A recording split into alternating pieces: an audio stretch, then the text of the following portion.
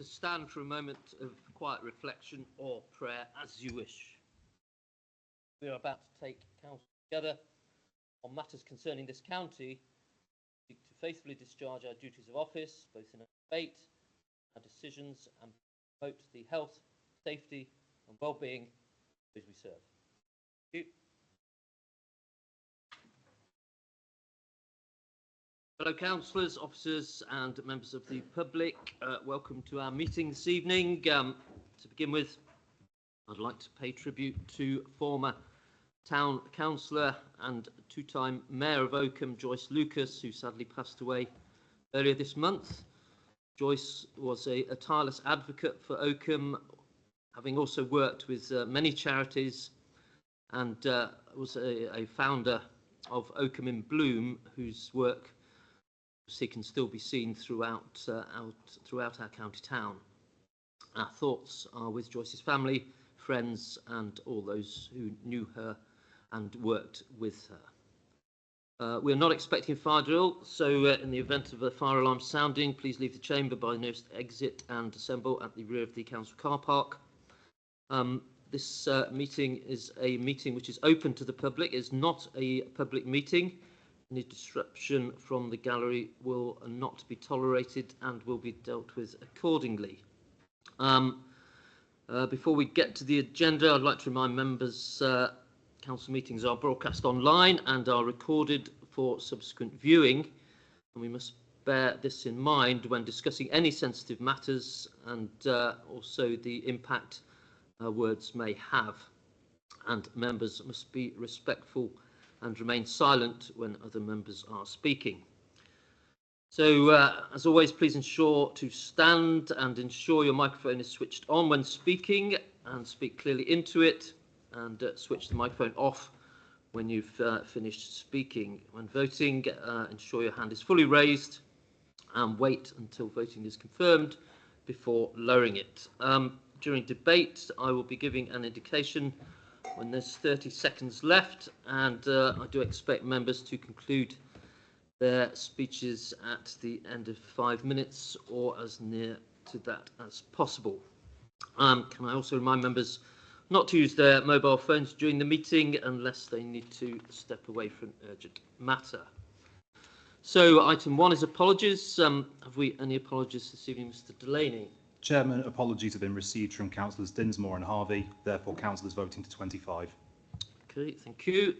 Item 2 is Chairman's announcements. Since the last ordinary meeting of Council, either myself or the Vice Chairman have attended the following civic engagements. I judged the What Rutland Means to Me photographic competition, attended the Mayor of Rushton Civic Service, the Mayor of Melton Civic Service, the Rutland Justice Service, the Rutland Festival of Remembrance, the Caldecott and Oakham Services of Remembrance, the Armistice Day Service, and the Mayor of Melton's Charity Quiz Night.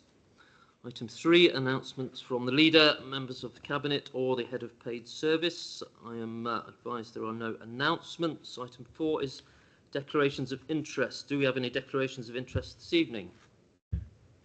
Councillor Waller. Thank you.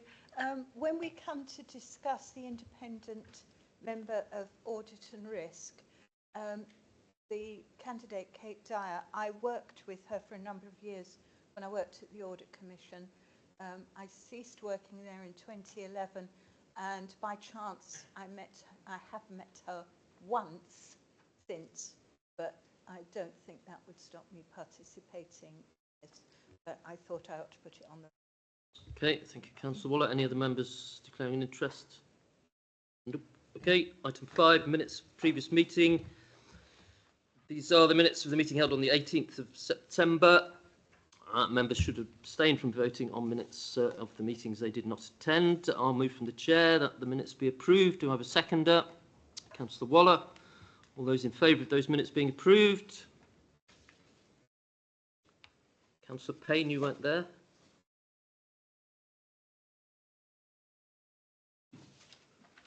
21, Chair. Okay, and those against and abstentions? 4, Chair. I've got down that Councillor Beggy was there, but We've voted to 25, Chair. Yeah, okay. Item 6 is petitions, deputations, questions from members of the public. None have been received. Item 7, questions from members of the council. 4 questions have been received, and these are published in the agenda supplement. I'll take each one in turn, and after each response, there will be a chance for a supplementary, which must relate to the original question or answer. So, number 1 is Councillor Heckles. You can ask your question as submitted to Councillor Wise, please. Could the portfolio holder for transport please explain why from September 2026 the council are cutting the school transport provision for children below 5 years old, and explain what savings will be made by this policy? Thank you, Councillor Heckles. Councillor Wise. Thank you. Home to school transport is a service governed by legislation which applies only to children of statutory school age. This is defined as the term after the child's 5th birthday, the legal definition, not ours. As a result, any home to school transport granted before this time is a discretionary service offered as an individual decision by each local authority when writing their policy. The Home to School Transport Review made changes to ensure that a cost-effective and efficient transport service can be provided within the funding available to Rutland County Council, as well as delivering a clear, fair and inclusive policy which is simple for parents and carers to understand and ensures support for those who really need it. This policy decision will affect a minimal number of children, and the cost in the current year would have been £18,000 per child. Councillor Wise. Councillor Heckles, do you have a supplementary? I do.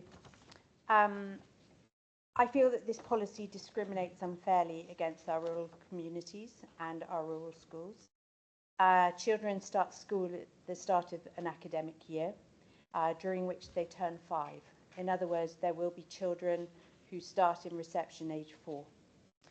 Given the minimal savings involved to the council, yet the financial and logistical pressure this policy places on a handful of our low-income families, the very people that we should actually be supporting, does the portfolio holder for transport think that children should be denied a school education until they are more than 5 years old, when they become entitled to the school transport if their parents can't afford to pay? And what impact does the portfolio holder think that this policy would have on the child's development, given that they may start school months after the rest of the cohort? I'm not sure that was a supplementary, Councillor Heckles. That was more of a second question. Councillor Wise, would you like to respond to that? A number of our schools no longer accept children before that, the description, the term after which they are 5. There's a very small number of schools that do. I believe there is only one child that will be impacted this year. Thank you, Councillor Wise. Second question is Councillor Clifton. If you can ask your question as submitted, please, to Councillor Waller. Thank you very much, Mr. Chairman. At Cabinet held on 14th of October 2025, the leader said, when the white paper came out, there was no indication that Rutland would change. It talked about small failing unitary authorities. We were not and are not failing. But by the time we got the letter from the Minister in February with the invitation area, we were well and truly included, so there was a shift somewhere in that period. What impact does the leader think the letter sent to the Minister on January 10th she co-signed with the leaders of Leicester City and Leicestershire County Councils stating the need for reorganisation had on the shift in that period? You, Councillor Clifton. Given the level of public interest in this issue, I will allow Councillor Waller's answer to be complete. Councillor Waller. Thank you very much, Chairman.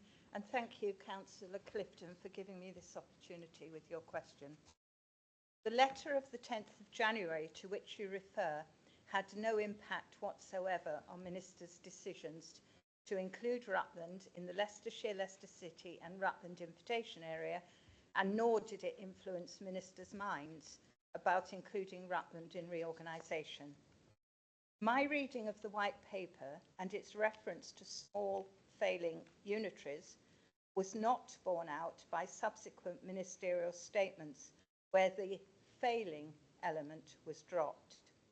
The letter of the 10th of January was sent in response to a meeting held on the 9th of January 2025, which the then Minister called for himself, the Mayor of Leicester, the then leader of Leicestershire County Council, and me.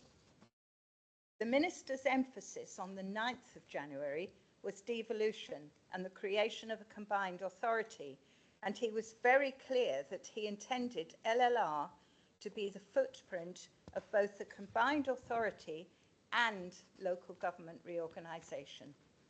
His justification being that we were not in a combined authority, but Nottinghamshire and Derbyshire were, as were the Lincolnshire councils.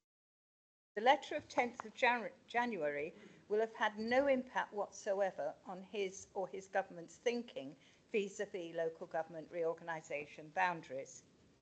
The decision had already been made, albeit that we didn't know till we saw him on the 9th.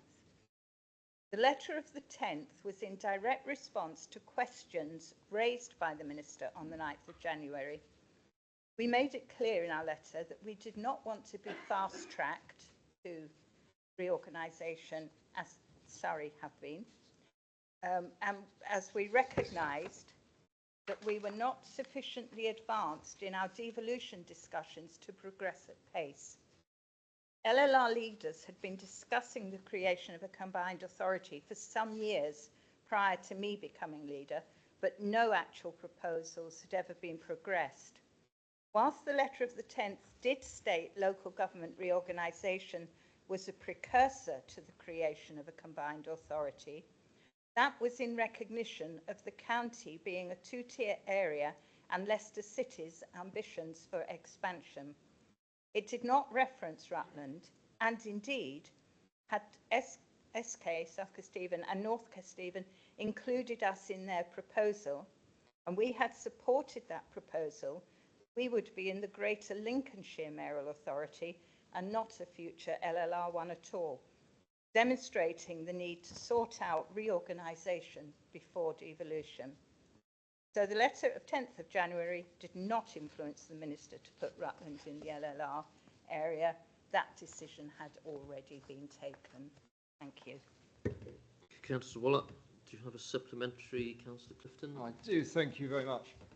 Does the leader regret not summoning a special meeting of this council before unilaterally responding in writing to the government saying there was unanimous in principle agreement to devolution and local government reform to obtain the views of all members of this council elected by the people of Rutland, as other council leaders did? Thank you, Councillor Clifton. Councillor Wallop. Thank you, Chairman. I suspect Councillor Clifton is confusing two issues. Writing the letter was in response to very specific questions that the Minister put to us on the 9th, hence it being a very quick turnaround, because it was very clear during that meeting what our thinking. That was, hold on, devolution fine, but not next week. The issue of whether we were going to respond to the invitation letter of 5th of February, if memory serves me, the February letter that came to all councils asking them to organise is a different entirely. And we were simply instructed to work in Leicestershire.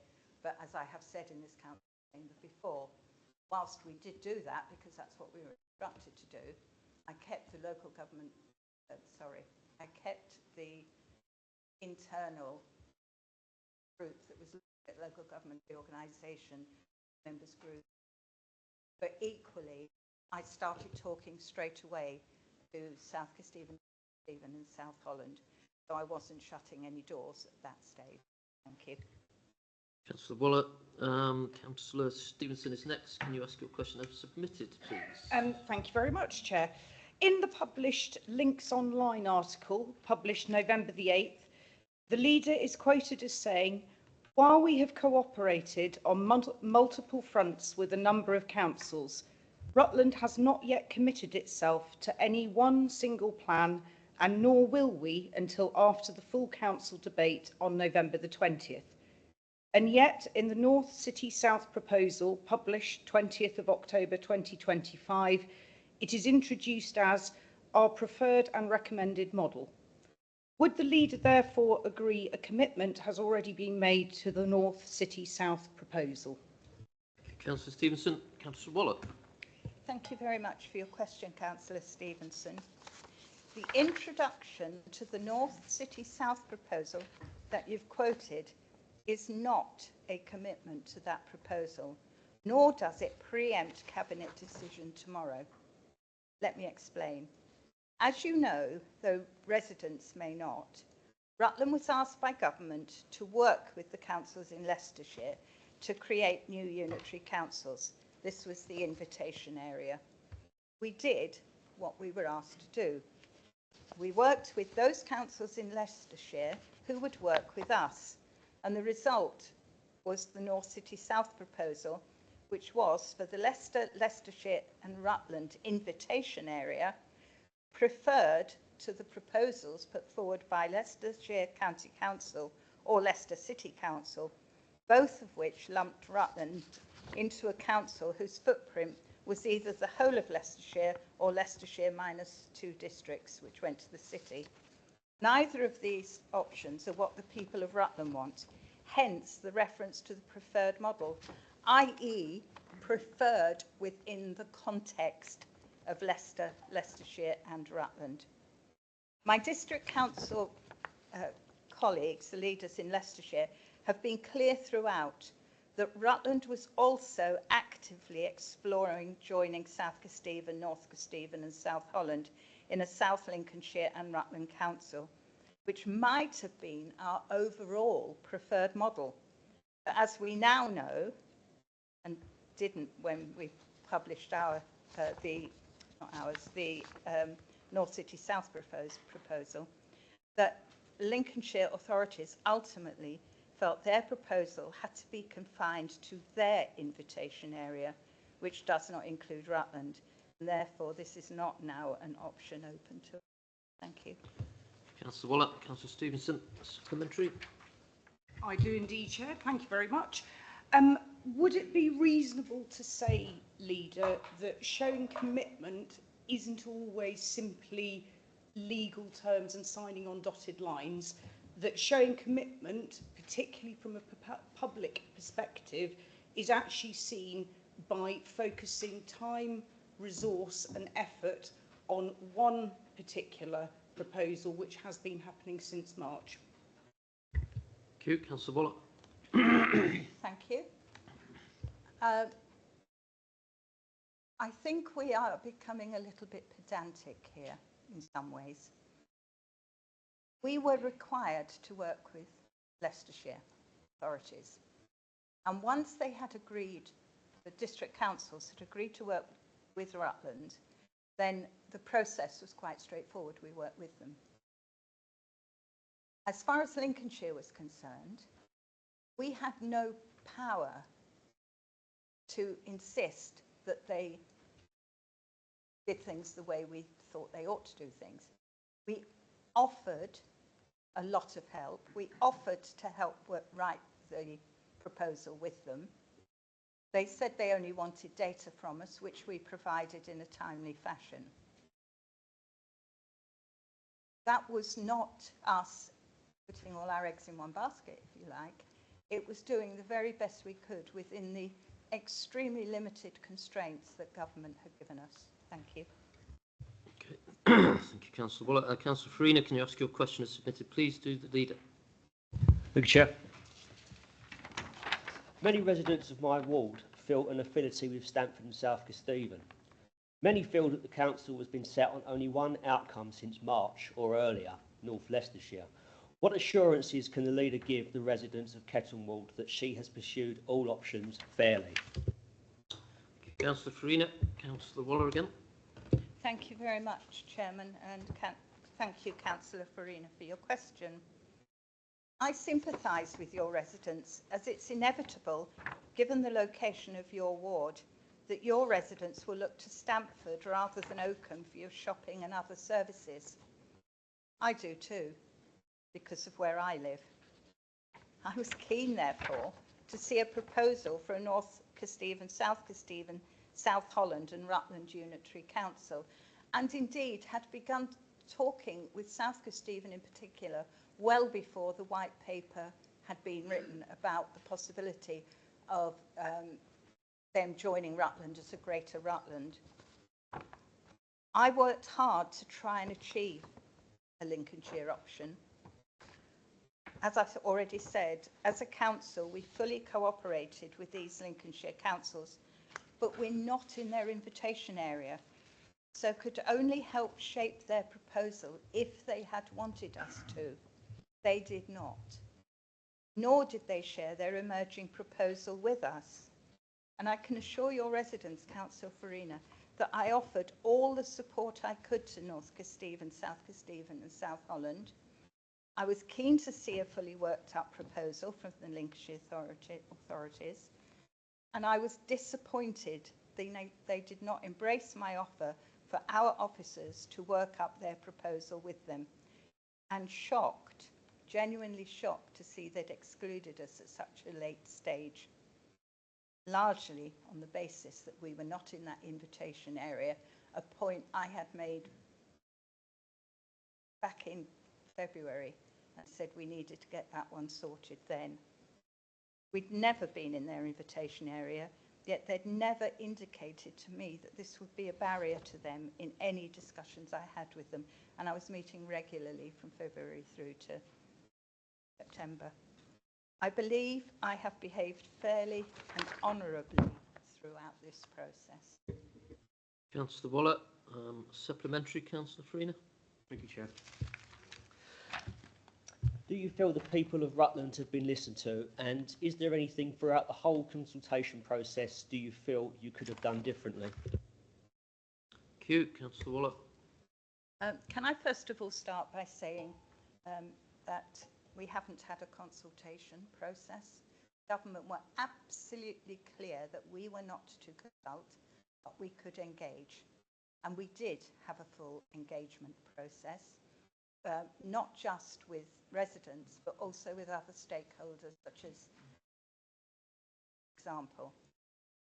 We have listened to them, and you'll indeed see that reflected in the excellent work that the Scrutiny Commission did on this, where it was looking at the things that were important to residents, and having a sustainable council was one of the areas that it looked at, because that's one of the things our residents. So we were looking at that. It isn't, what's important to residents isn't a single issue, it's a range of things. And I think the only thing in terms of where we partner that we have a very, very clear majority is that people in Rutland do not want to be part of a one Leicestershire. But I think beyond that, there are differences depending on what part of the county. Thank you. Thank you, Councillor Waller. Item 8, referral of committee decisions to the Council. I'm told there are none for consideration this evening. Item 9 is call-in of decisions from Cabinet meetings during the period from the 18th of September to the 20th of November 2025. There are none for consideration. Item 10 is a report from Cabinet. There are no reports from Cabinet this evening. Item 11 is reports from committees of the Council. And we have one report from the Audit and Risk Committee this evening. And that is item 11A, appointment of the independent member of Audit and Risk Committee, pages 13 to 24 in your pack. This is report number 104, 2025. And members will note that in the contents of the appendix are exempt. and members should refrain from referring to the contents of the appendix unless we move into an exempt session. Councillor Corby, as chair of the committee, can you introduce the report and propose a motion, please? Thank you, Chair. Members, yes, the report, as the Chair described there, report number 104/2025, the appointment of an independent person for the Audit and Risk Committee recommends the appointment of Ms Kate Dyer as an independent person to the Audit and Risk Committee following a recruitment process conducted in August and September 2025. The inclusion of an independent member aligns with best practice guidance from the LGI and CIPFA, or Chartered Institute of Public Finance and Accountancy, and was endorsed by our Strategic Directors for Resources and Law and Governments. The recommendation is that Council approve the appointment of Ms Dyer, who it was considered as being best suited for the position, as I am sure you'll have noted from the exempt paper. The appointment of an independent member was also unanimously agreed by the Audit and Risk Committee. Therefore, I move that the Council approve the appointment of the recommended. Thank you. Councillor Corby. Councillor Karen Payne, are you as Vice Chair happy to second that motion? Certainly, Chair. May I say a few words? Yes, if you wish. Right to speak. Yeah, I too would like to welcome Ms Dyer. She's very well qualified, and we look forward to seeing her in the Audit and Risk Committee on the 10th of December. Thank you. Okay, thank you. In that case, we're open to debate. Members, any members wish to speak on this item? In that case, Councillor Corby, you wish to sum up? Not too much to sum up, I don't think. But... Okay, well, I echo Karen. We look forward to seeing Kate at the Audit and Risk Committee meeting. Obviously, those involved in audit and risk, and I look across at the director there, it is extremely exciting. We love the work that we do. Sometimes it can be challenging, and we welcome the input from another member that can, let's just say, keep things moving and also concentrate our minds for the rest of the members of the committee. So, thank you. Thank you, Councillor Corby. So the motion is that Council approves the appointment of the recommended independent member. All those in favour?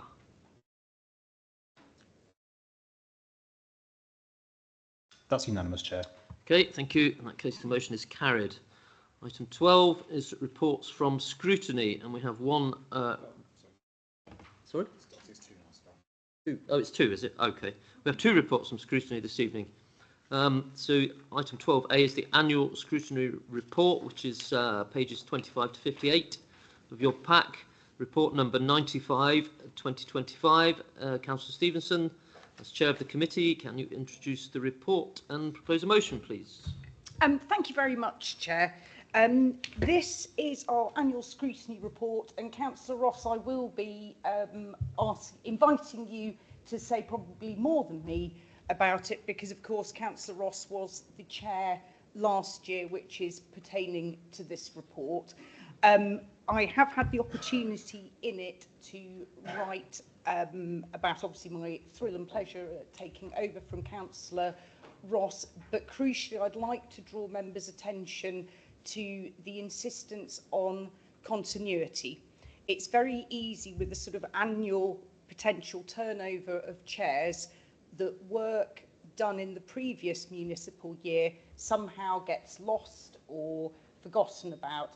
That isn't happening this year. We're making sure that we have timetabled in an opportunity to review things that were done last year, for example, the flood evidence panel, and we have scheduled to reconvene, and Councillor Wise very kindly has said that she will be coming along as well. So importantly, we can see which recommendations have worked, have been actioned, if something hasn't, why not, and so on and so forth. So making sure that fundamentally scrutiny is positive, adds value, and has a positive outcome and impact, crucially for our residents. So I'm very happy to say that this report has already been to scrutiny to be discussed, debated and questions. Obviously very happy to take any further questions once I've proposed the motion.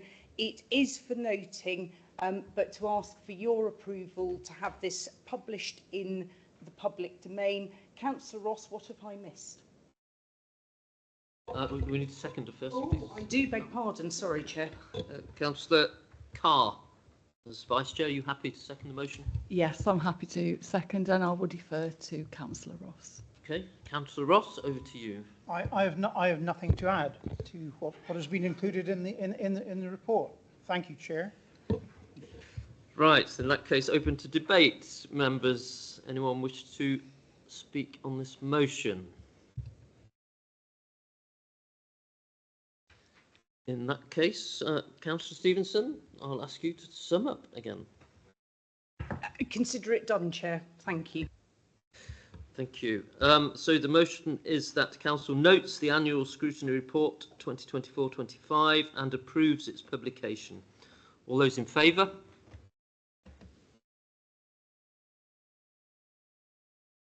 That's unanimous, Chair.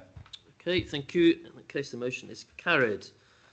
So item 12B is the Local Government Reorganisation Task and Finish Group, which is a supplementary to the agenda. It's report number 113/2025. Members will note that this is scrutiny's findings on the various local government reorganisation proposals. It is not a duplication of the item we will be coming to later in the agenda.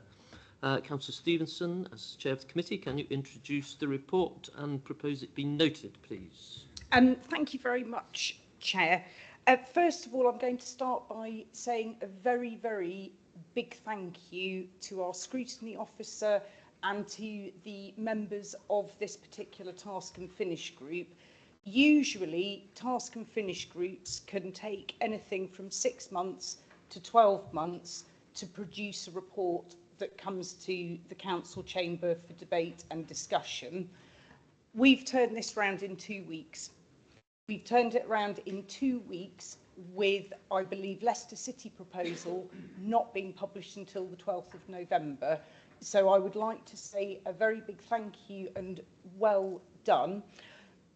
On that point, I will just note, members, clearly, if we had 6 months to a year, we would have met far more than twice. We would have gone into things in far more detail.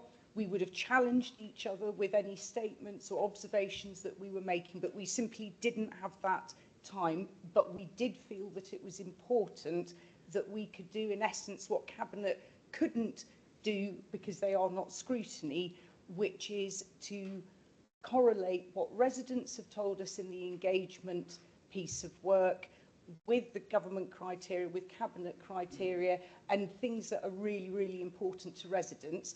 That is reflected in some of our question areas. Some of those questions can't actually be answered by the proposals because they are outside of the perimeter. But we've included them because they are important to residents. And I hope that whatever the next stage is, those questions will be answered in detail as further proposals are built up. The other thing I would like to make absolutely clear, and I hope it is apparent from the report, please read it and you can sense check me. You are all very clear about my strength of passion about local government reorganisation. What I hope is very, very clear in this, it is neutral and it is objective. Anything, including sense checking myself, and thank you to the monitoring officer and your team for supporting us to achieve that, the sense checking to remove anything that could be deemed as subjective, over passionate political has been removed from it. And I hope members have found it useful when looking at the proposals, when looking at our council papers for this evening, that this has added to that thought process. And so that is all I really need to say about it, Chair. I'm happy to take any questions, but there it is. Okay, thank you, Councillor Stevenson. Once again, Councillor Carr, as Vice Chair, are you happy to second the motion? Yeah, I second the motion. Can I just say a couple of things? Yep. Just want to echo really what Councillor Stevenson has said. I'm not sure I've been part of many a task and finish group but never one that has turned around something so quickly. I wasn't involved in this task and finish group, but there was a clear remit of having cross-party contributions. So as Councillor Stevenson, it is very neutral, and I think the report does contain a lot of detail which has been very, very helpful in how it's been set out. So I'm hoping that other members have found that as well a useful resource. Thank you.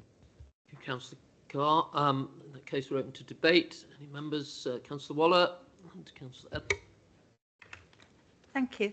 I would like to commend the Task and Finish group on the work that they've done.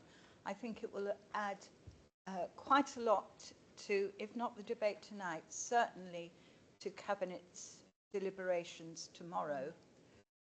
I thought it was interesting, extremely helpful, and when I read it, it gave me a perspective that, notwithstanding all the documents I've read, it gave me a different perspective. So can I say thank you, and extremely well done. A very, very useful piece of work. Thank you. Thank you, Councillor Waller. Councillor Ellison. I was beaten to it. Exactly what I was going to say. One of us had to go first, but very, very good. And I think it also showed the gaps, which I thought was quite useful. So to do an option appraisal without all the information is quite hard. So well done. Thank you, Councillor Ellison. Any other members? Councillor Powell. Thank you again. Without repeating what my colleagues here have said, I think this really shows the added value that scrutiny and task and finish groups can add to the work of this council, providing that objective context, looking at this proposal and helpfully informing all members. So I think it does really demonstrate the agility of which the task and finish group can operate, and the added value that scrutiny done well brings to this council. So again, thank you. Councillor Powell, thank you. Anyone else? Yes, Councillor Smith.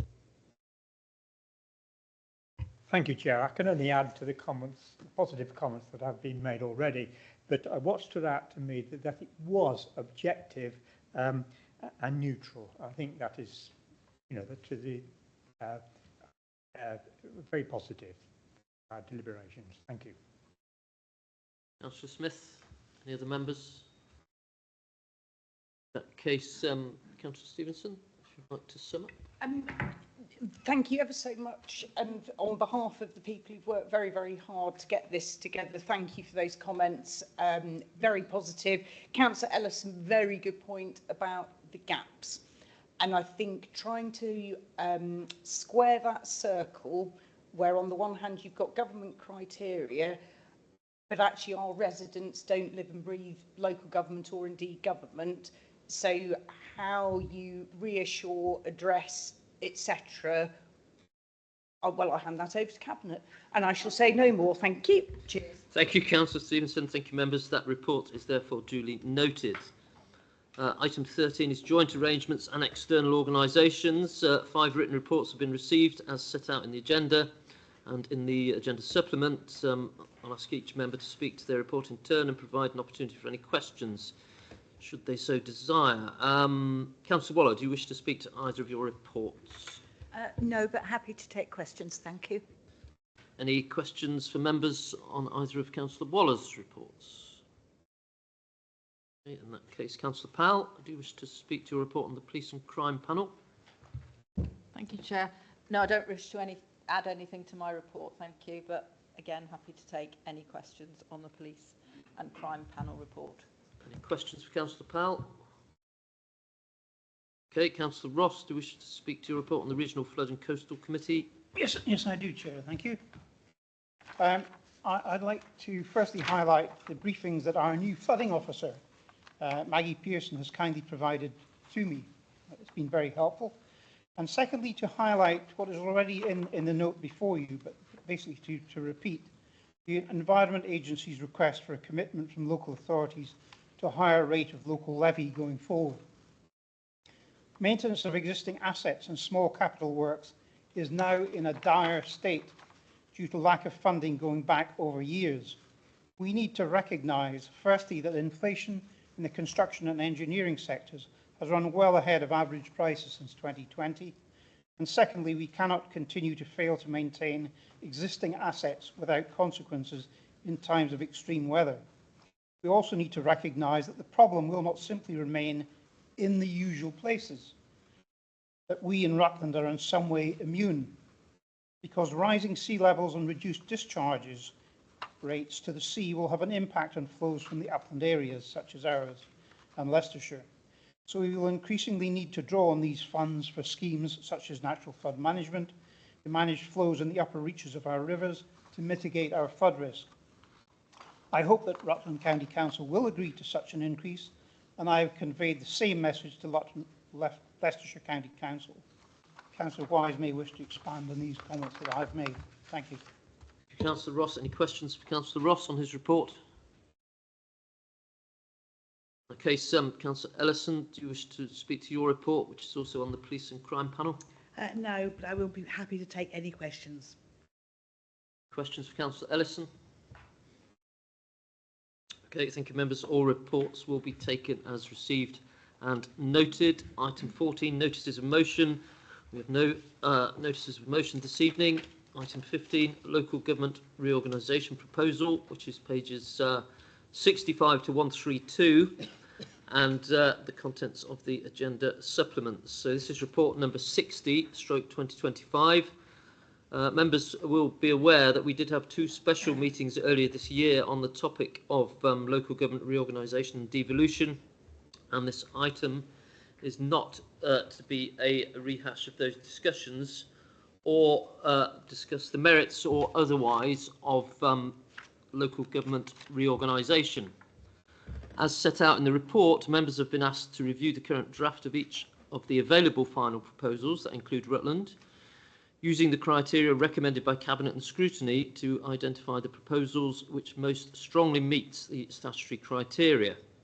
At the end of the debate, all members not currently on Cabinet will be invited to participate in a non-binding informal vote to indicate which proposal, if any, they support. The vote has no legal status as it comes under the Local Government Act 2000. This is not a full decision, but one for the Executive. Cabinet is meeting tomorrow afternoon to take the formal decision on the submission of a LGR proposal. Nevertheless, the informal vote will be informative to Cabinet and will be borne in mind during their deliberations. Councillor Waller, can you introduce the report, please? Thank you very much, Chairman. As I've said before in this chamber, none of us want to be here. We know Rutland is a good and financially sound council, and so what we are debating is to try and find the least worst option. The best option would be no change, but we know the government wants change. They're set on abolishing county and district councils and have swept up small unitary councils in this reorganisation. Therefore, when I received the invitation letter in February, I had two choices: do nothing and let government decide our fate, or try and influence the minister's decision by helping create a new authority in which Rutland could prosper and its name and ceremonial status be retained. I decided to do the latter, a stance supported by our local government cross-party working group. Rutland's invitation area was with the Leicestershire councils, and I and our officers worked with those councils prepared to work with us. Sadly, county and city were not, hence you having three options before you tonight. As I've said in my answer to Councillor Farina's question, I wanted to have a fourth option for you all to consider, a North Kesteven, South Kesteven, South Holland option. Given the complexities of local government changes, the Lincolnshire authorities clearly knew they were not going to include Rutland some months ago. They also knew that tonight you would be giving Cabinet a steer. I wasn't prepared to preempt tonight's debate or Cabinet tomorrow by declaring last month that Rutland was backing Lincolnshire. Nevertheless, I was both disappointed and saddened that the Lincolnshire councils decided not to include us in their final proposal, and that therefore you do not have the opportunity to consider Rutland joining the Greater Lincolnshire Combined Authority area. Tomorrow, Cabinet will decide which of the options before us tonight to support, and we will all be listening closely to what you have to say, and particularly how you address the points referenced in paragraphs 2.2.1 to 2.2.6 and 2.6.1 to 2.8.2.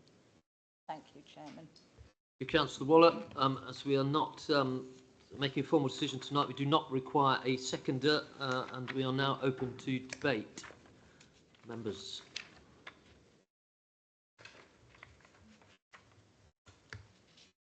Councillor Corby. Thank you, Chair. Somebody's got to start, so it might as well be me. Members, earlier this year, the County Council Network evaluation of the PricewaterhouseCoopers analysis relating to local government reorganisation showed that achieving economies of scale within local government will be determined by a number of factors. But it was clear that a minimum 500,000 population would be the single biggest driver in the creation of 29 authorities.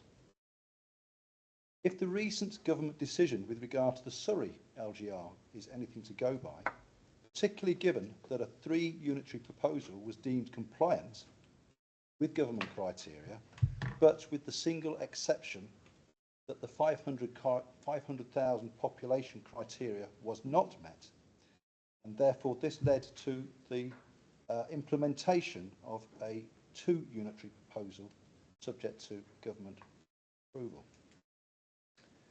The North City South proposal, which I have to say is a compelling and exceptionally detailed proposal, particularly in respect of financial appraisal, does not fulfil that criteria, and by that I mean the 500,000 people. The county proposal also does not meet that criteria. The county and city proposals, in my view, also lack financial depth, but have appraised more on the RAG system, the red, amber, green system, against risk and government criteria. For me, I prefer to see the numbers. Therefore, the NCS proposal is very much more appealing in that sense. Risk is easier to assess alongside in-depth financial analysis. With regard to all of the proposals, I have concerns relating to stipulated government criteria relating to collaboration in respect of the leaders of the 3 unitary councils. In January this year, a joint position was agreed by those leaders as follows. Number 1, unanimous agreement in principle on mayoral strategic authority linked to local government reorganisation. Number 2, any local government reorganisation will need to address the boundaries of the city. Number 3, currently the city boundaries exclude built-up areas in adjacent districts that most people would recognise as the most contiguous urban area of Leicester, restricting growth potential and its long-term financial sustainability. 4 was the postponement of elections, which subsequently was refused anyway. That was a clear statement, in my view, following the release of the government paper. Therefore, it would be unreasonable to consider why this position has changed in respect of the city, given the proposals before us. And by that I mean, don't seem to be considering that the city needs enlargement.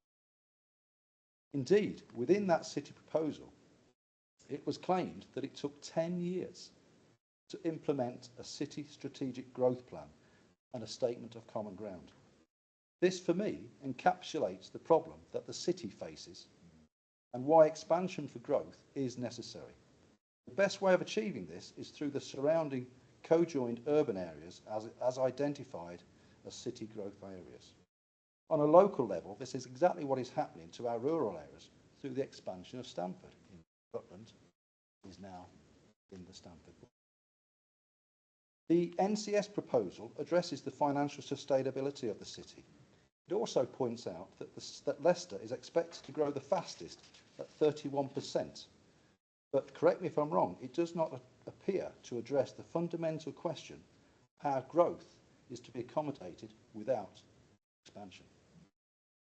Perhaps the complexity of the problem is too great to properly address, given the ridiculous timeline, but it has left the city in a difficult situation in trying to comply with the government criteria and their proposal to subsume 2 districts, while strictly in line with the criteria, in my view, makes a mockery of the constraints being placed in respect of boundary changes.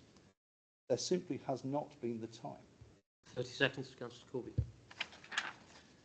I feel that it is considered that city enlargement is necessary to facilitate LGR and unlock devolution. Clearly, the NCS and county proposals will be deemed non-compliant, as required boundary changes in the preferred city proposal will directly impact the financial modelling and population criteria of both NCS and county proposals.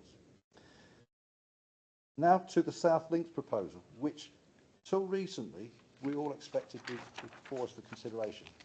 There is no doubt that synergies exist, particularly along the A1 corridor.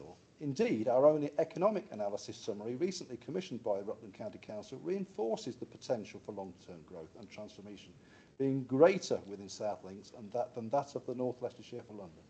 It is extremely disappointing for many Rutland residents, with just under 50% voicing a preference for South Links, particularly given our close ties with Stamford. Okay, thank you, Councillor Corby. You've exceeded your limit quite significantly. Other members? Councillor Ross. Slow night tonight, Chairman. I think we need to recognise that the ultimate arbiter is government, regardless of the merits or demerits of the individual papers. It is my view that we've a couple of potential problems before us this evening in making the best possible case, the best case possible. We've 3 proposals which have either a rural or urban bias.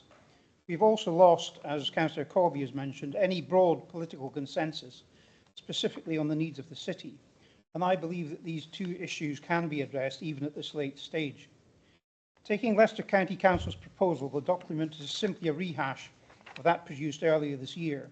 There has been no attempt to follow June's guidance from government to work with other parties, and this simply demonstrates a disregard for the views of the wider public.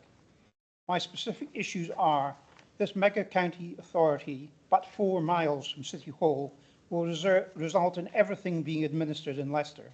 The huge disparity in size between the 2 unitaries surely cannot be acceptable to government and can only be detrimental to the working of any new mayoral authority. Economically, it will focus on the northwest and M1 corridor with the east and A1 ignored. Secondly, there's little recognition of the wider policy context, such as the implications of the NHS 10-year plan, with its emphasis on neighbourhood partnerships and community care. This means that systems and procedures will require to be fundamentally rethought. Thirdly, there is no evidence of any consideration of best practice or learning from previous local government reorganisation. Fourthly, there's a great emphasis placed on the unique scale economies that the County Council will bring to Rutland and the district councils, yet nothing on innovative thinking. Their emphasis also ignores the fact that many services are customer-facing, and hence economies can typically only be delivered through back office and commissioning procurement services and associated system changes. In summary, the county's proposal is one of the Big Brother knows best, and we in Rutland are to be done to. The document will only serve to confirm in the minds of many Rutland residents why they wanted out of Rutland County Council 30 years ago. So far as the city's proposal is concerned, much like the NCS proposal, they provide considered and radical options in the spirit of the government's invitation.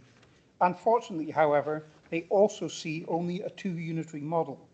They do, however, demonstrate that their proposals have been formed by learnings from earlier local government reorganisations, and the complex disaggregation process has been considered and resourced. In saying this, it is worth noting, again as Councillor Corby has referred to, that disaggregation at scale in local government has so far taken longer than planned and at greater cost. Their proposal also suffers from too little debate with the districts and counties and consequently reflects the objectives of the city. So this brings me back to the March political consensus on the need for changed boundaries for the city and why these should still be considered. Briefly, insights from our public health services makes clear the adverse impact of poor housing standards on the health of city residents. To this can be added the illogical separation of the likes of the Foss Park retail centre, populated by shops that were until recently in the city centre. Now, since that initial submission in March, a combination of reduced housing target and increased funding via the Fair Funding Review have greatly weakened the case for the city's favoured Option 1 proposal. I believe, however, that the NCS grouping should at the very least seek to engage with the city's Option 2, incorporating some of the surrounding parishes, and importantly, this would assist in re-establishing some degree of political consensus in our submission to government. This brings me to the NCS proposal, which I think demonstrates all of the features expected by government, and I would certainly be more than likely to be supported by residents across the entire geography of LLR. My criticisms are few. I believe the benefits of the three-centre configuration of unitary authorities could have been developed more fully. For example, the dispersal of employment opportunities and proximity to residents. Secondly, due to lack of constructive engagement, we NCS have been unable to establish any savings on rationalising areas at a combined city-county Rutland level. My main criticism, however, is that due to the lack of engagement from the county and city, we have a proposal that lacks realism in its deliverability. I say this because we must ultimately work constructively with the city and county if any reorganisation is to be successfully delivered. I see this, and I believe government will see this, as a fundamental weakness in our proposal. In conclusion, I believe the North City South proposal evidences broad engagement across political groupings in Leicestershire and Rutland. This is in contrast to those of the county and city. I will therefore vote for the proposal as drafted. However, I believe that it would be improved if Councillor Waller and her district council colleagues were to include a covering letter to government stating that we regret that the city has chosen Ross, not to engage with us in the development of our submission, but we stand ready to discuss the feasibility of the city's Option 2 in the interest of all residents and a balanced three-unitary reorganisation. Thank you, Councillor Ross. Other members? Sir, Councillor Linda Chatfield. Thank you, Chair. I promise I will keep it brief. The results of the survey and feedback from our ward residents indicates that the Leicestershire proposal is not popular, and it appears to position Rutland as an add-on being absorbed into Leicestershire. So looking at the evidence, I dismiss that one. The Leicester City proposal includes expanding their boundaries, and Rutland will be included, but in a Leicestershire Unitary Council. Again, that was not popular. North City South proposal has more thought out detail than the other two, includes Rutland as a partner, not an add-on afterthought. Seems to be in the best interest of our residents and businesses as far as anything can be, and is closer to the government stated criteria, which we obviously have to take into account as this will be the government's decision. Therefore, I shall be voting for North City South. Thank you, Chair. Thank you, Councillor Chatfield. Councillor Mark Chatfield. I shall also be quite brief as well. Having been involved for my first time in a task and finish group, which was quite bewildering, I've had a chance to look at certain aspects of these proposals, and these are just my thoughts and personal views on this. The city proposal for two unitary authorities involves a large expansion of the city boundaries and one Leicestershire with Rutland sort of on the end. So it would result in two authorities massively disparate in size, leaving Rutland tagged on to the end of Leicestershire. Similarly, the whole of Leicestershire and Rutland, the city staying the same size, produces an even more unbalanced size for the two authorities. And from our point of view, makes Rutland's position in the mix even more diminished. The North City South proposal, however, produces 3 authorities of a similar size, with North Leicestershire and Rutland joining together to form one authority, thus affording Rutland a greater position, proportionally speaking, within that new authority. I acknowledge that there are those members and residents who think that we will be better on our own to stay completely independent. I understand the sentiments of this, if not the logic, as it doesn't seem to meet any of the criteria laid down by central government. The other point to make is that with Rutland becoming a part of a larger authority, there is a chance of easing the council tax burden on the residents of Rutland. I don't think a vote to stay independent would be forgiven quickly if it meant we missed that opportunity, however small it may turn out to be. Because of these reasons, I should be supporting North South City. Thank you. Thank you, Councillor Chatfield. Councillor West. Thanks, Chairman.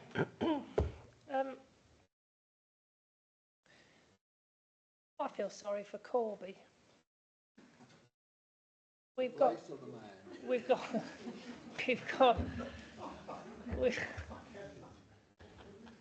a lot of friends in Stamford, and we've got a lot of friends in Melton, and we have natural synergies with both. Nobody's mentioned poor old Corby or Northamptonshire when it comes to the rather emotional discussions about where we lean and where we point in the relative parts of our county. But to get away from the lightheartedness, I've said it before, I'll say it again. We're not going to have a Berlin Wall built between Rutland and South Kesteven.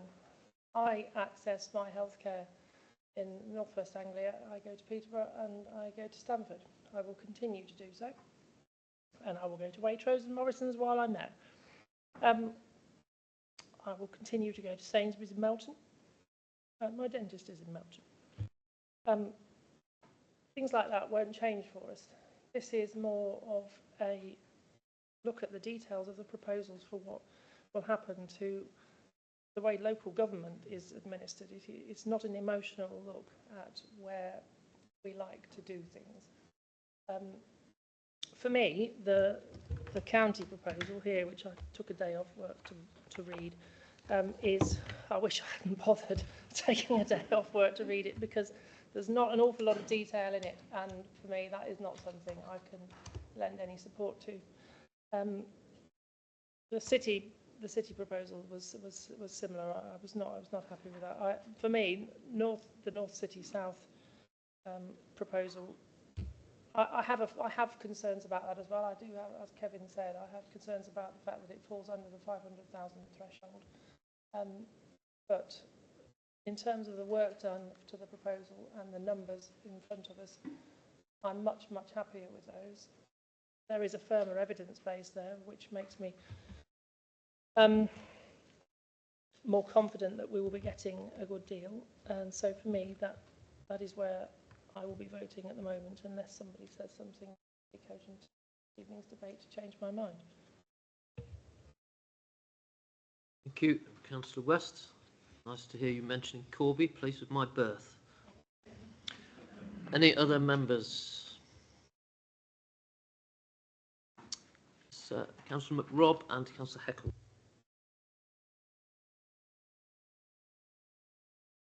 Thank you, Chair.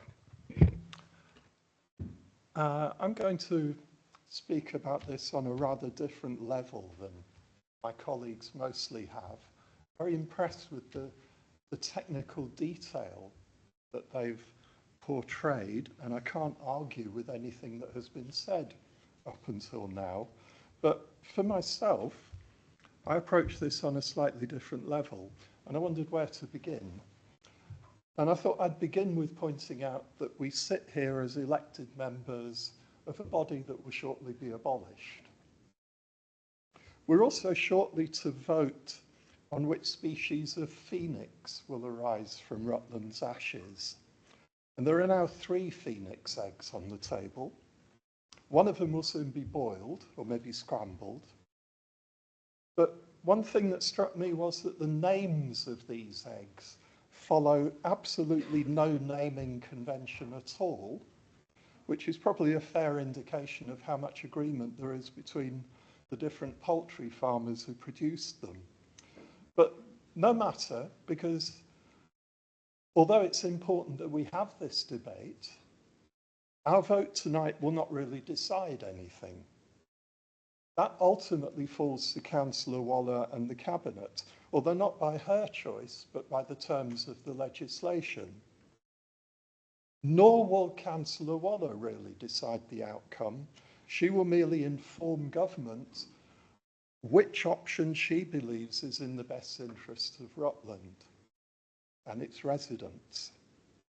Maybe the Minister will listen, maybe not, but they'll have other competing recommendations on the table, and we can't control their thought processes or their decision.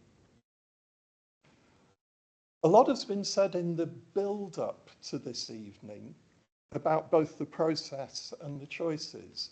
And it's clear that some wanted a Lincolnshire option, and I have quite a bit of sympathy with that, at least as far as Stamford is concerned. I'm with you on Waitrose, definitely. And healthcare too. I spend quite a lot of time in Stamford Hospital for various reasons. But now Lincs don't want us. So that egg has been taken off the table. Some clearly in the chamber tonight believe that our leader has predetermined this whole issue from the start. I don't buy that. Our MP has been busily campaigning to save Rutland's ceremonial status, but I don't think it's ever been in much doubt, honestly. It is clear that for many people, identity is something that really matters in Rutland, but I don't believe anyone can remove our identity if local people truly care about it. I can think of quite a number of examples around the country of places that maintain their local identity without having an administrative boundary that matches it. But I don't think those are the big issues. For me, the big issue is primarily about money. It's about wages in work. It's about the level of council tax. It's about our shrinking local economy, which Councillor Ross has mentioned more than once in debate in this chamber. Our ageing demographic and the social care costs that implies in coming decades. I think these are the most important issues to consider. What we desperately need is the fruits of devolution to unlock investment into ultimately Rutland. It won't be delivered directly to Rutland because Rutland as an authority will no longer exist. But which local authority we join is really just a means of accessing the new mayor's strategic resources when the mayor is elected and those resources become available. So with the Lincolnshire phoenix egg gone, we're left with one form or another of Leicestershire. 30 seconds. Thank you. Without going into the same detail as particularly Councillor Corby has, I honestly believe we would disappear without trace in any form of Greater Leicestershire. So we're probably best served by the NCS model. Will the Minister give us that choice? Who knows? But I am confident that Councillor Waller and the Cabinet will be guided by data, by the empirical evidence that our officers have diligently compiled over months, and that she will recommend on that basis the option that best serves Rutland's needs and its people. And I earnestly hope that's also what will be on the Minister's mind when they make the decision that really matters early next year. Thank you, Councillor McRobb. Councillor Heckles. I cannot support this process of local government reorganisation. It is wrong for this Labour government to push us towards a structure that risks our identity as England's smallest historic county. We attempted something similar in 1974 when we were absorbed into Leicestershire. It failed. We left for good reason. Those lessons appear to have been forgotten. Baroness Taylor of Stevenage said at the House of Lords, "No forcing is involved here." I suspect she may believe that because our leader wrote to the Minister on 10th of January welcoming LGR and asking for it to be fast-tracked. That letter went without the knowledge or agreement of full council. It seems clear that this Labour government is attempting to dilute failing councils across the country. Leicester City Council narrowly avoided issuing a Section 114 effectively bankruptcy notice in 2024, following Birmingham and Nottingham. Sir Peter Salisbury even admitted that they were buying time to avoid going over the cliff. After cutting services by 53% in real terms. Leicester City also has the lowest gross disposable household income in the UK. Leicestershire County Council is also struggling. As reported by the Leicester Gazette on 26th of October 2025, the county must find 90 million this year to simply balance its books. Even more worrying, the Care Quality Commission has rated its adult social care as requires improvement. Rutland, however, is not failing. Our finance team, led by Kirsty Nutton, deserves recognition. We are among the strongest councils in the country for adult social care, and our schools achieved excellent exam results this year. Devolution could allow Rutland to work with neighbouring councils under a combined authority mayor while keeping our services local. With 2 or 3 large unitaries likely to be needed to reach the 1.2 million population threshold, we could join as Rutland. I'm disappointed by how LGR has been handled, which is why we brought a vote of no confidence. The leader's responsibility was to develop viable options and to give residents a genuine choice. Instead, we relied on neighbouring district councils facing abolition, to include us in their submissions. There was talk of not being invited, but Rutland should have been taking a proactive role, not waiting for others to act. As we do with any major decision, we should have had multiple options on the table, and we do not. It is the job of the leader and cabinet to set policy direction and guide officers, yet officers worked extensively on the North-South City bid, with Rutland's logo across every document, despite no equivalent engagement with South Kesteven. This is despite Rutland's own survey showing residents preferred a merger with South Lincolnshire. I am also assured by the leader of Lincolnshire up till May that our leader made no contact whatsoever. In February, full council unanimously agreed that any LGR decision must return to full council before submission. The leader says that because the Constitution does not cover LGR, the decision rests solely with her under executive powers, and that is not democratic. A special cabinet meeting has now been called for tomorrow. This is the same cabinet that, after full council voted to keep Catmore Sports Centre open, proposed funding it by cutting the climate change officer and flood officer posts, and then unanimously voted against their own proposals. The leader says she has not decided which option for Rutland.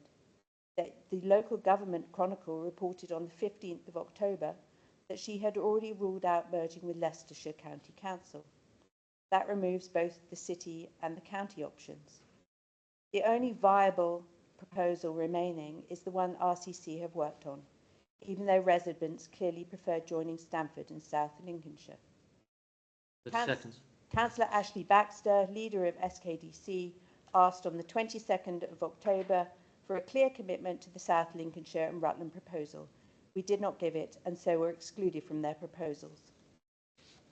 In '97, we left Leicestershire to put residents first. These proposals do not do that. Our residents want the option of merging with South Lincolnshire and would welcome a referendum. Exton Ward does not want to lose its identity. Without legislation in place, nothing is guaranteed. I therefore call on the leader to request that legislation to save our ceremonial status be fast-tracked and that any decision to be merged is deferred until this is at least secured. I finished with a part of a poem poignantly written in 1974 by a resident who was at school at that time. Any true Rutlander, wherever they roam, will declare Rutland, not Leicestershire, as their home. Thank you. Thank you, Councillor Heckles. It's Councillor Clifton. Thank you very much, Mr. Chairman.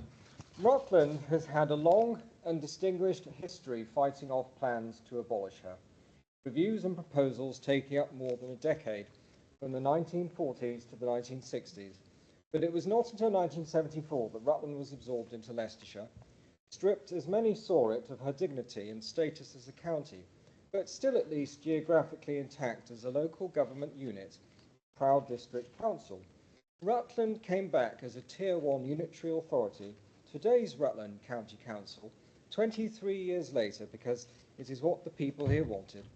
28 years on, I don't think this has changed, because local self-government has been a success for Rutland. We now have a set of proposals before us, which seem to me to be unsatisfactory. We have never been given the option to say, we are quite happy with Rutland as it is, thank you very much.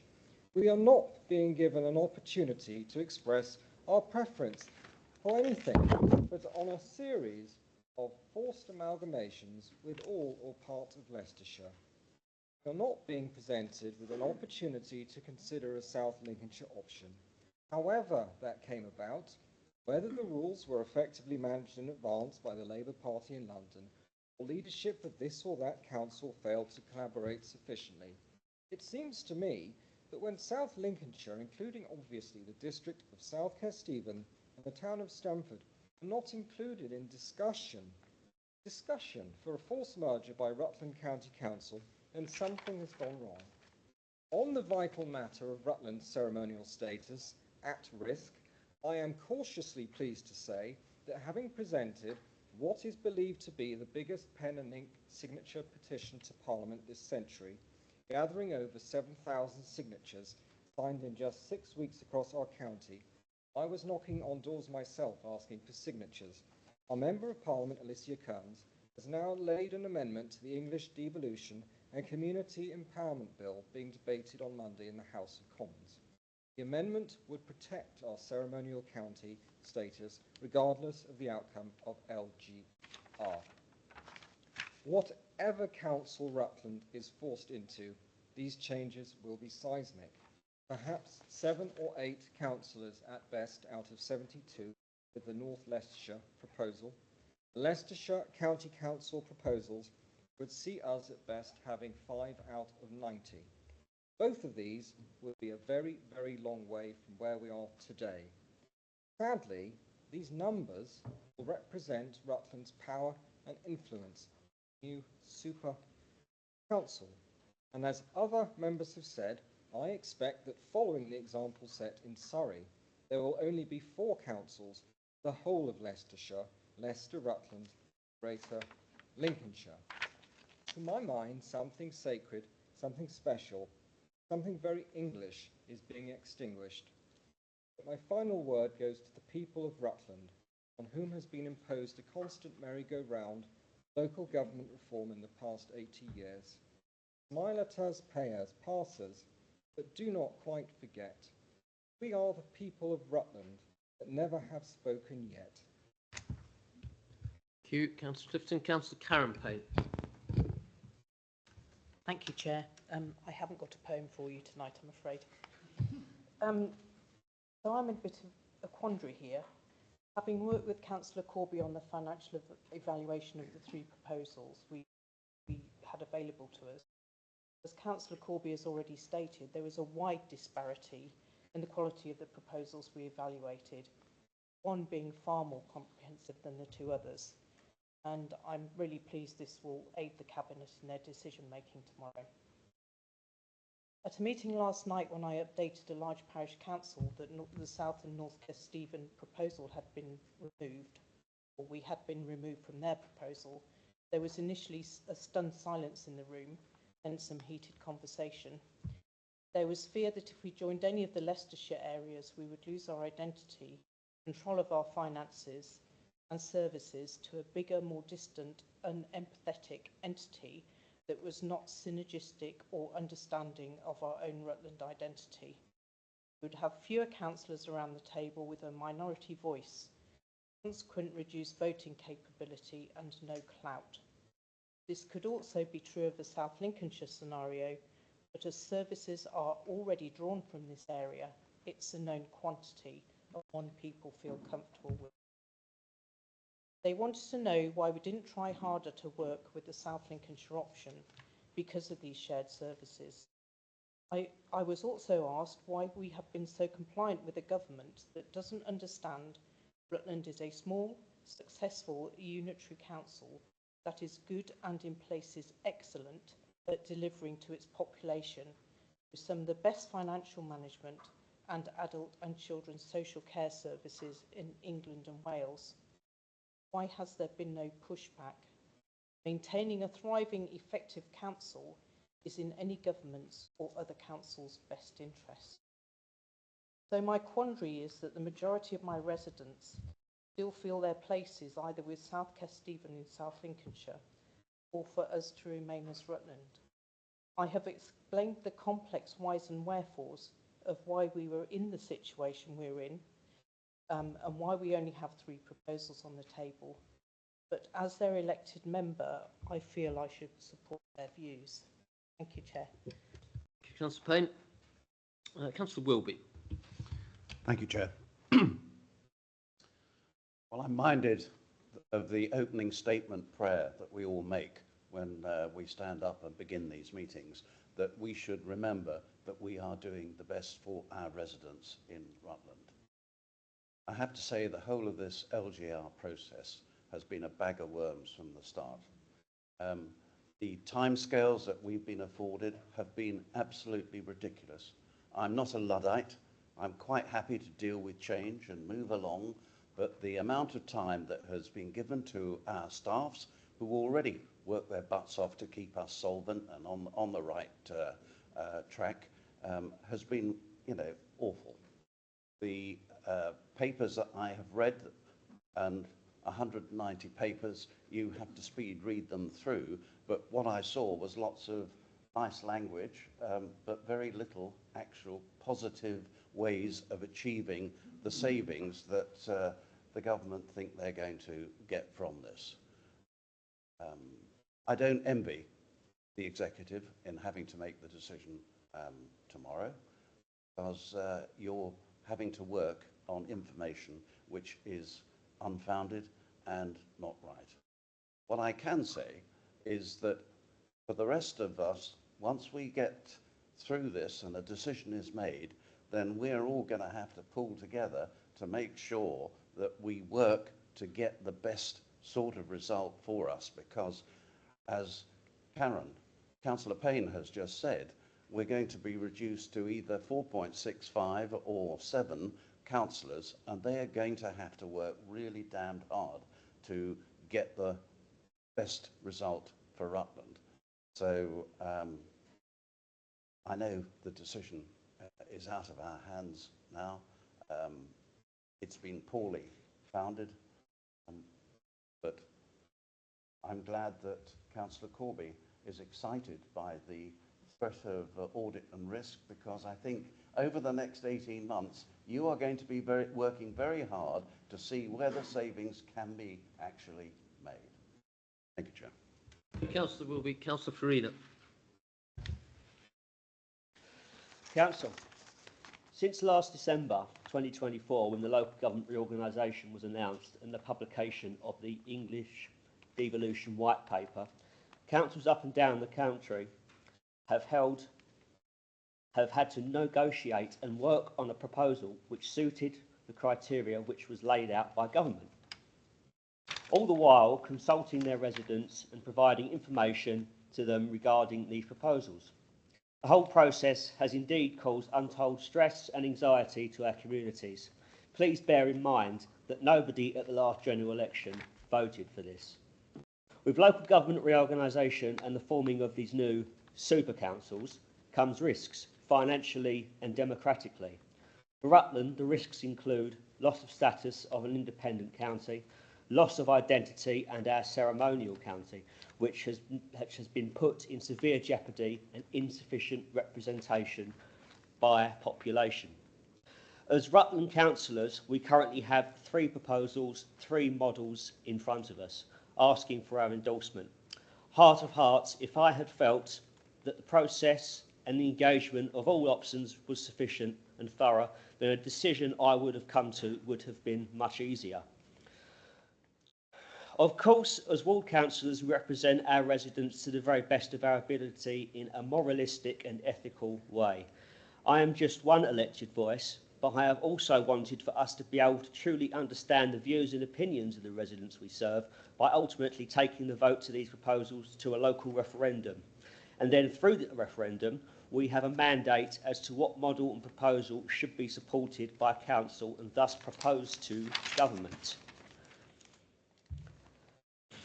12 months ago, none of us wanted to be in this position, which is laid before us. And on a personal level, not just as a county councillor, tonight is going to be a truly difficult and complicated decision to be able to endorse any one proposal. Thank you, Councillor Farina.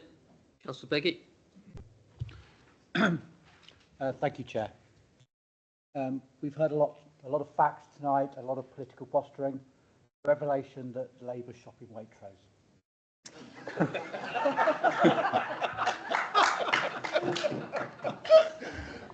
You thought we were all tasteless. No, absolutely.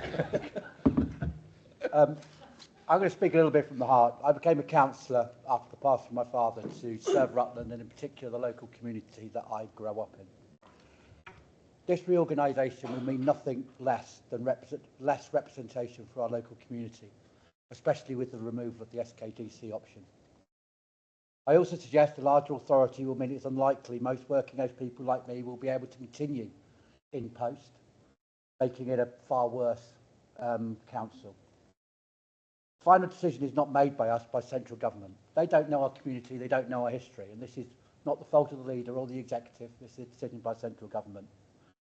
At this point, I cannot see how I can vote for any of these proposals in front of us, as I do not see how this will improve the life of Rutland residents and the services that they receive.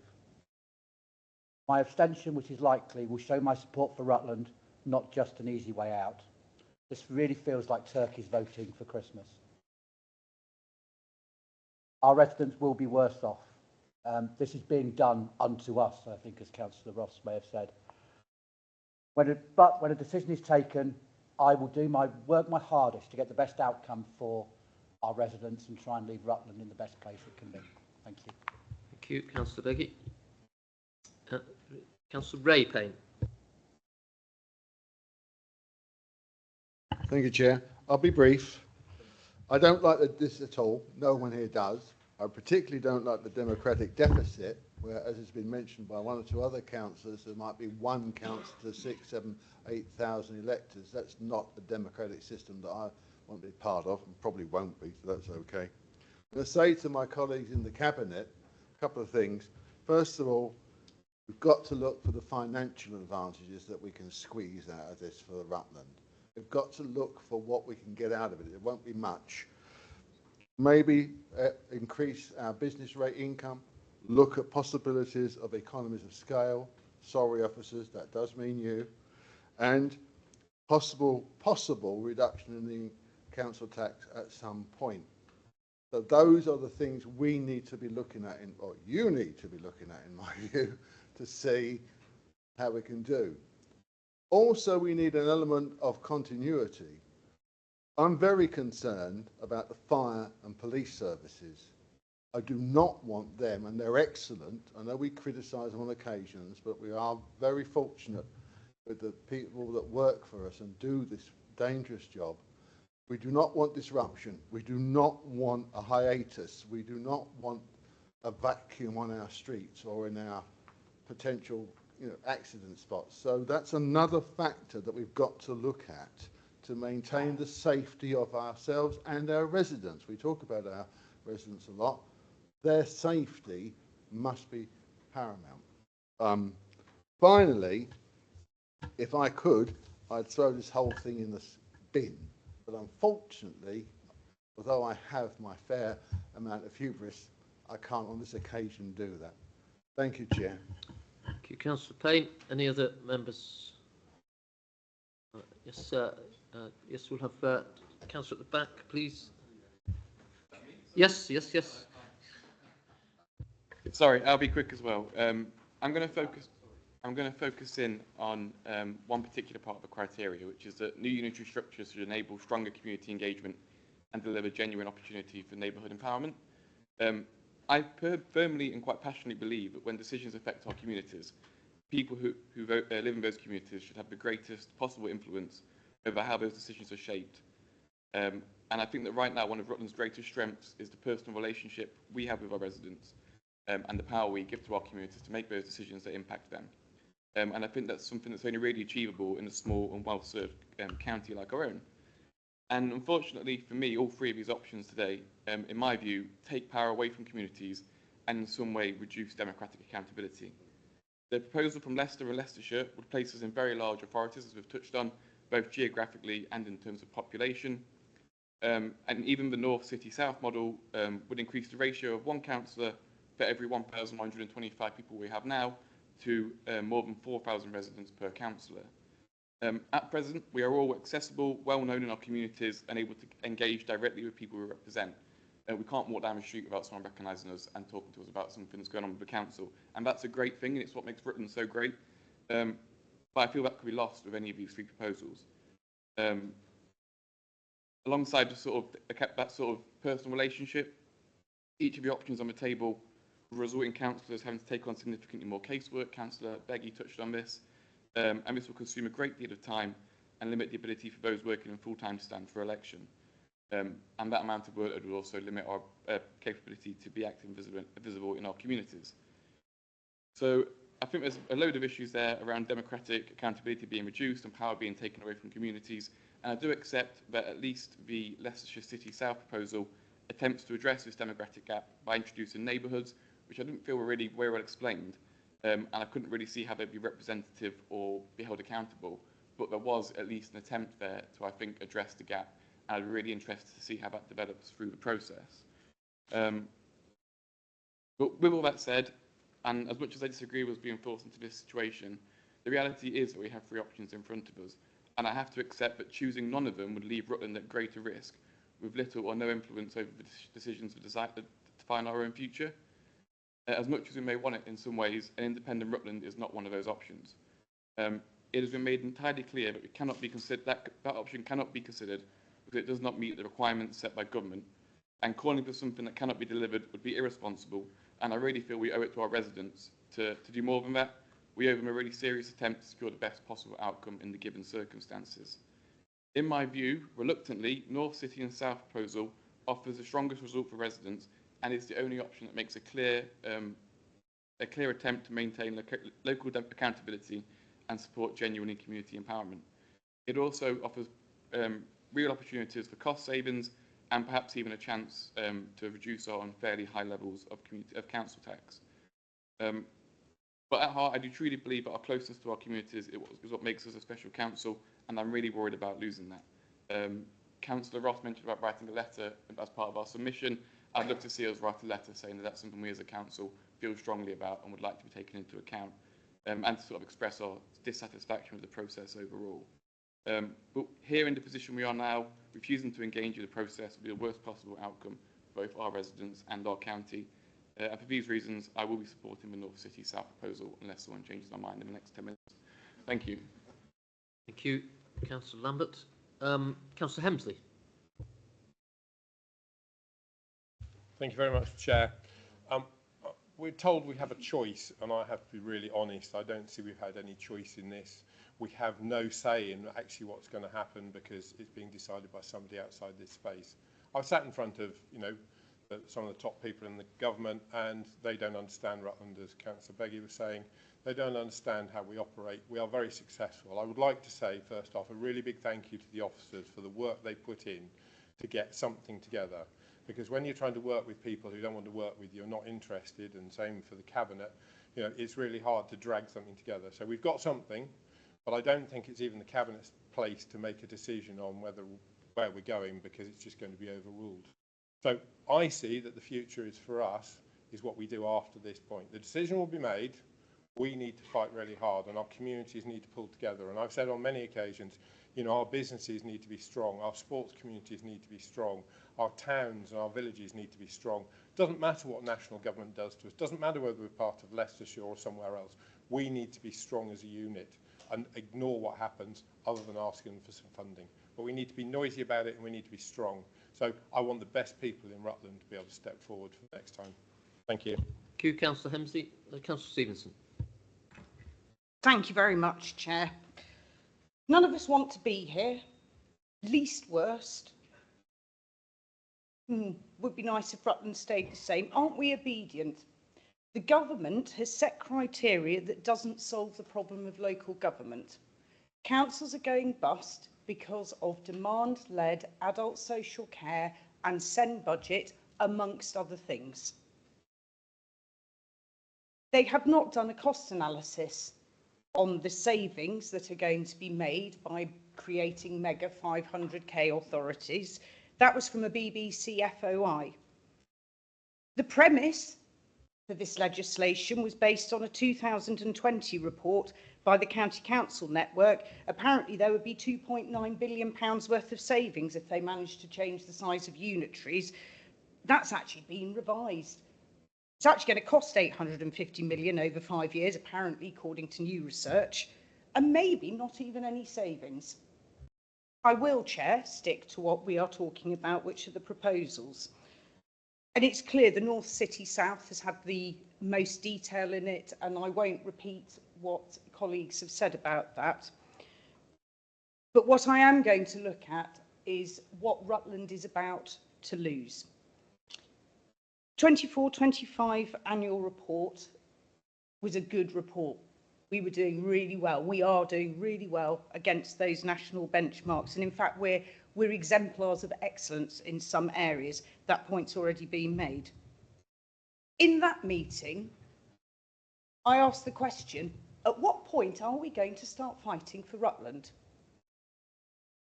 Has anybody answered the question, why is Rutland so successful? Is it because of the fabulous people here? Probably. Is it actually because we're small? So we target funds where we need to put them. We've always worked in a financial envelope, and it has been really tough, but we have succeeded.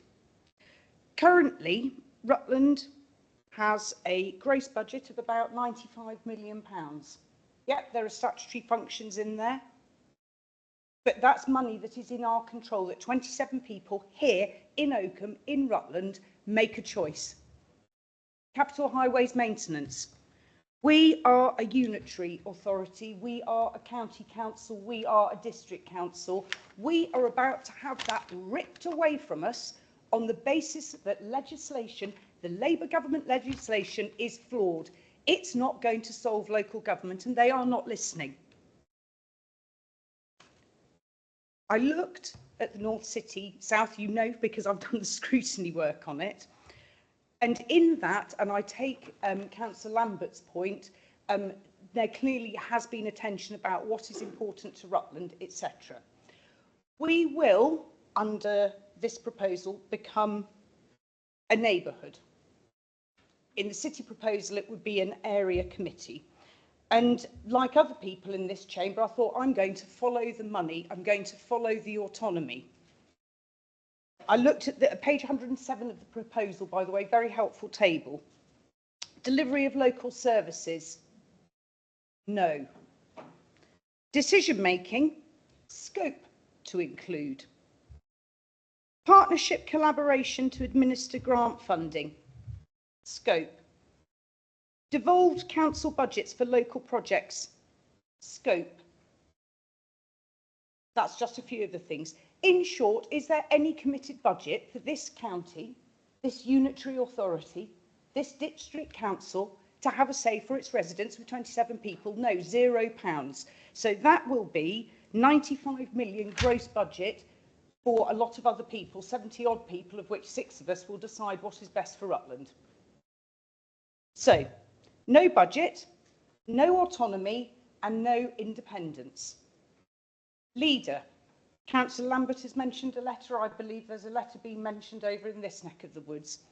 I urge you and I implore you to send a covering letter to the Minister of State to point out flawed legislation won't solve the problem, and Rutland will lose an awful lot that we jolly well don't deserve to do, because we do a good job by our residents.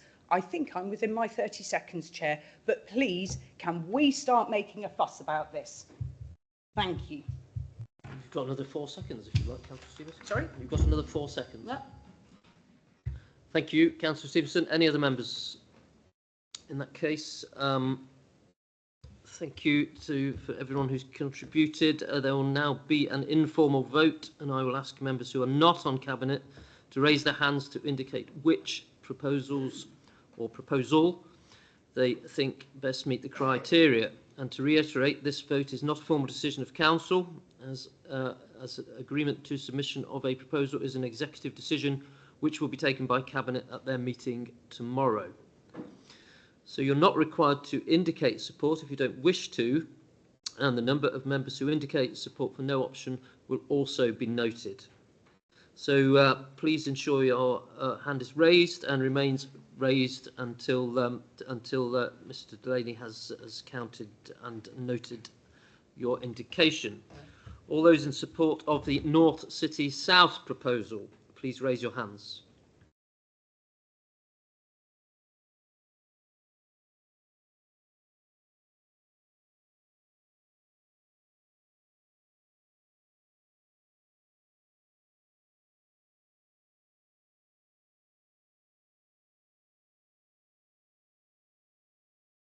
Thank you, Chair. Thank you, Chair. All those in support of the Leicestershire County Council proposal, please raise your hands. Thank you, Chair. All those in support of the Leicester City Council proposal, please raise your hands. Thank you, Chair. Okay, thank you, members. So, Mr. Delaney, can you confirm the numbers, please? So 9 members have indicated support for the North City South proposal, and of the non-cabinet members, 9 members have not indicated any preference. Okay, thank you. That concludes this item. Item 16 is any urgent business. I've not been made aware of any other urgent business for consideration. The date of the next council meeting is Thursday, the 26th of February 2026. That concludes the business for this meeting. Thank you to members and members of staff, officers and members of the public for attending. The meeting is closed at 20:42.